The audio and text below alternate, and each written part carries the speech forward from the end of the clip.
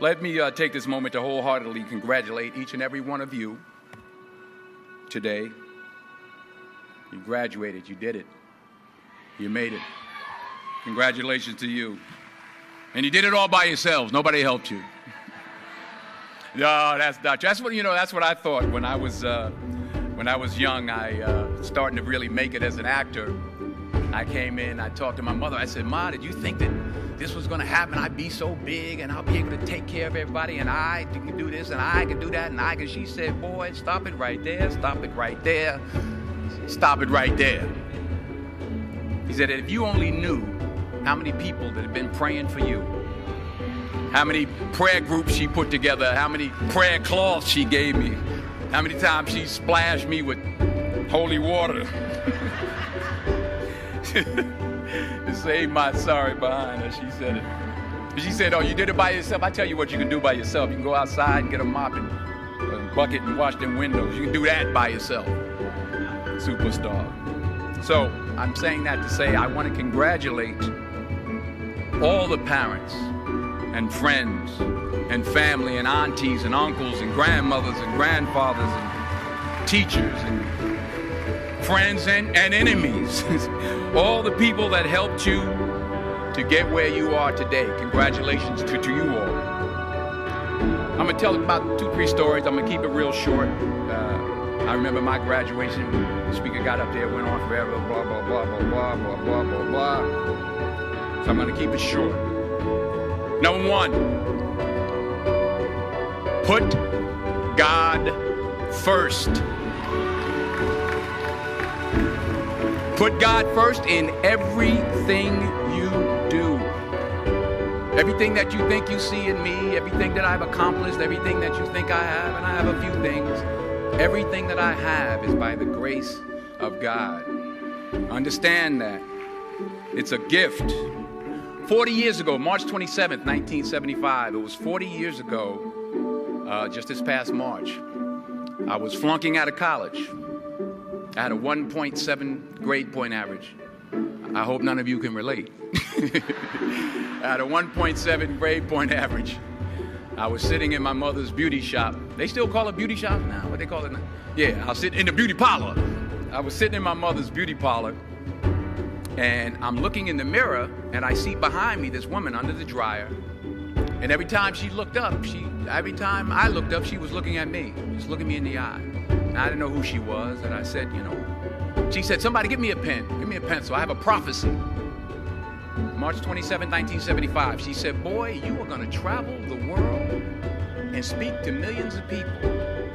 Now, mind you, I was flunked out of college. I'm thinking about joining the army. I didn't know what I was going to do, and she's telling me I'm going to travel the world and speak to millions of people. Well, I have traveled the world, and I have spoke to millions of people. But that's not the most important thing, the success that I had. The most important thing is that what she taught me and what she told me that day has stayed with me since. I've been protected. I've been directed. I've been corrected. I've kept God in my life and it's kept me humble. I didn't always stick with him, but he always stuck with me. So stick with him in everything you do. If you think you want to do what you think I've done, then do what I've done and stick with God. Number 2, fail big. That's right. Fail big. Today is the beginning of the rest of your life, and it can be very frightening. It's a new world out there. It's a mean world out there. And you only live once. So do what you feel passionate about. Take chances professionally. Don't be afraid to fail. There's an old IQ test, was 9 dots, and you had to draw 5 lines with a pencil within these 9 dots without lifting the pencil. The only way to do it was to go outside the box. So don't be afraid to go outside the box. Don't be afraid to think outside the box. Don't be afraid to fail big, to dream big. But remember, dreams without goals are just dreams, and they ultimately fuel disappointment. So have dreams, but have goals. Life goals, yearly goals, monthly goals, daily goals. I try to give myself a goal every day.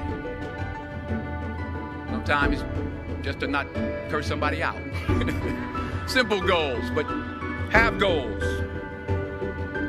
And understand that to achieve these goals, you must apply discipline and consistency. In order to achieve your goals, you must apply discipline, which you've already done, and consistency every day, not just on Tuesday and miss a few days. You have to work at it every day. You have to plan every day. You've heard the saying, we don't plan to fail, we fail to plan.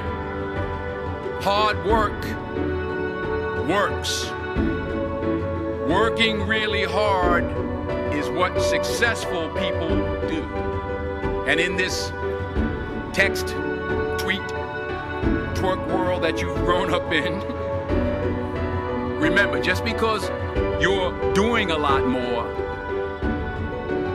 doesn't mean you're getting a lot more done. Remember that. Just because you're doing a lot more doesn't mean you're getting a lot more done. Don't confuse movement with progress. My mother told me, she said, yeah, because you can run in place all the time and never get anywhere. So continue to strive, continue to have goals, continue to progress. Number 3, you'll never see a U-Haul behind a hearse. I'll say it again. You'll never see a U-Haul behind a hearse. I don't care how much money you make, you can't take it with you. The Egyptians tried it. They got robbed. That's all they got. You can't take it with you. And it's not how much you have. It's what you do with what you have. We all have different talents. Some of you will be doctors, some lawyers, some scientists, some educators, some nurses, some teachers. Yeah, okay.